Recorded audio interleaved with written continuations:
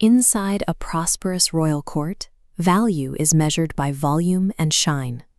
Merchants arrive daily with heavy gold chests and oversized diamonds, competing for the king's attention through immediate, undeniable displays of wealth. Amidst this loud competition, a lone mendicant approaches the throne. He carries no retinue and no gold, only a single piece of common fruit. The courtiers don't hide their disdain. They whisper and laugh, dismissing the traveler because his gift lacks the glitter they've come to expect. This reaction illustrates a common cognitive bias. We are conditioned to equate a flashy exterior with actual worth, assuming that if something doesn't look prestigious, it doesn't have a purpose. This focus on grand treasures creates a blind spot. When we only look for value that announces itself, we miss the quiet opportunities that enter our lives without any fanfare. What happens when we reflexively dismiss the ordinary just because it lacks a premium facade? The king provides the answer.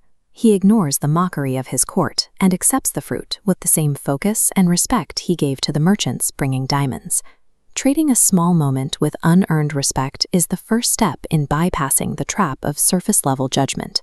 It keeps the mind open to what the object might actually be, rather than what it appears to be. The mendicant returns the next day, and the day after that. This continues for months, with the traveler offering the exact same unassuming gift every single morning. The king never demands an explanation. He simply accepts each fruit and has it placed in the palace vaults, allowing the collection to grow without ever asking for an immediate return on his time. There are two ways to handle an unimpressive input. Immediate judgment hits a wall of missed potential. But by practicing suspended judgment, the king allows a massive stockpile of unrecognized potential to amass safely in the dark. Eventually, the routine breaks. One morning, the king takes one of the stored fruits into the palace garden, a quiet space away from the formal demands of the throne. While absent-mindedly tossing the fruit in the air, he fumbles. It slips from his hand and strikes the stone floor. A monkey leaps down from the trees, snatches the fruit, and cracks it open against the pavement. The dull husk shatters, and out rolls a dazzling, perfectly formed ruby. The object's cheap, hardened exterior had been hiding a gemstone of immense value. The king immediately realizes that this isn't just one lucky find. He orders every single fruit in the vault to be brought out and examined.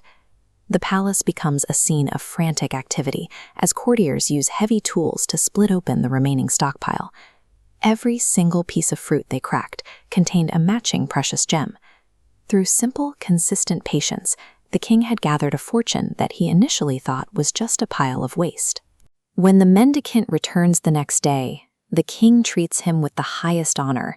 He asks why the jewels were hidden in such a common disguise. The traveler explains that the fruit was a test.